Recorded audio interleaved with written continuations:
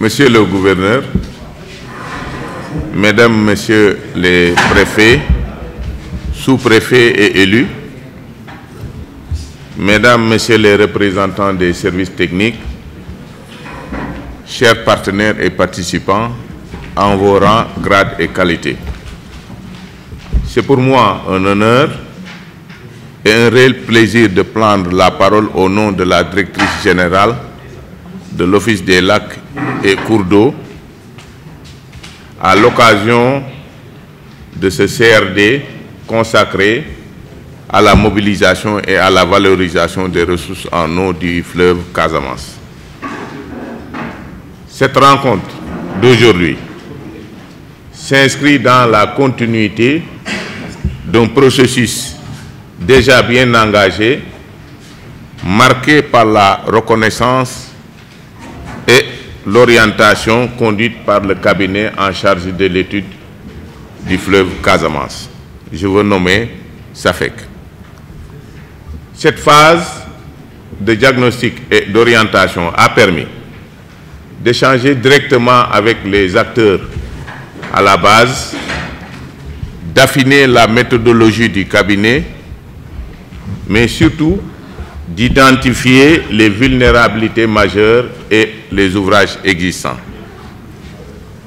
Cette rencontre a également permis au cabinet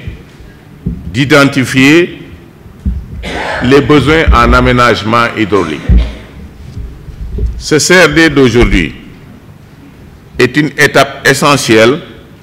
de partage et de poursuite du travail déjà mené par le cabinet, mais également permettra d'identifier les priorités en matière d'aménagement pour aboutir à un schéma hydraulique le meilleur pour le fleuve Casamance. L'Office des lacs et cours d'eau, en tant que levier stratégique de mobilisation des ressources en eau du Sénégal, a eu à élaborer un ensemble, une stratégie permettant de pourvoir des ressources en eau en qualité et en quantité suffisante pour les populations, mais également pour la valorisation agricole, entre autres. L'OLAC s'est également engagé dans un déploiement territorial qui aujourd'hui à Ziguinchor fera de Ziguinchor le deuxième pôle de développement agricole, mais de mobilisation des ressources en eau. Et cette approche s'inscrit dans la vision Sénégal 2050 qui prône une approche territoriale de développement. La stratégie de mobilisation des ressources en eau a été déclinée en un ensemble de projets, parmi lesquels nous pouvons citer le projet de valorisation des ressources en eau du Niani-Diabolon dans la région de Kaffrine, le projet de mobilisation et de valorisation des ressources en eau du bassin versant du Baobolon dans la région de Kaolack, le projet de mobilisation et de valorisation des ressources en eau de la vallée du Djikoy dans le département de Foundiougne, région de Fatick, le préfet l'eau, c'est-à-dire le projet de mobilisation, de transfert d'eau du lac de Guerre dans la région, vers la région du Ferlo, qui est une région aride. Mais également le projet de restauration des mares de Bakel, qui aujourd'hui constitue un pôle de développement agricole. Le projet qui nous réunit aujourd'hui de mobilisation des ressources en eau du fleuve Casamance constitue un élément essentiel de la stratégie de mobilisation des ressources en eau de l'Office des lacs et cours d'eau. Et vous constaterez avec moi que le fleuve Casamance occupe une place centrale dans le développement de la région naturelle de la Casamance. Cependant, Ce cours d'eau est confronté à un ensemble de contraintes parmi lesquelles nous pouvons citer la salinisation de l'eau, nous pouvons citer l'ensablement également du cours d'eau, mais également les pertes d'eau en termes de quantité. Or, il est constaté que les ressources en eau de la Casamance sont estimées à plus d'1 milliard de mètres cubes, dont 340 mobilisables. Cette rencontre d'aujourd'hui, donc, ayant fait le point sur le fleuve Casamance et ses ressources, constitue pour nous tous une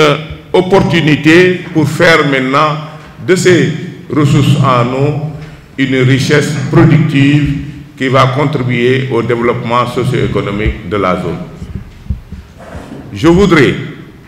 au nom de Madame la directrice,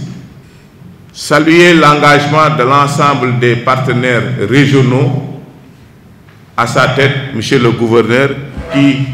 depuis juillet 2025, n'a cessé de nous accompagner pour aboutir au développement de cette localité, c'est-à-dire donc la mobilisation des ressources en eau du fleuve Casamance. Mesdames, Mesdemoiselles, Messieurs, je puis vous assurer que les conclusions de la rencontre d'aujourd'hui seront prises en compte dans le schéma hydraulique pour permettre à terme soit de mettre en place un système d'ouvrage de retenue et de seuil en fonction des zones, soit de prendre l'option de mettre un grand ouvrage en amont qui va non seulement arrêter l'intrusion des eaux salées, mais mobiliser les ressources en eau.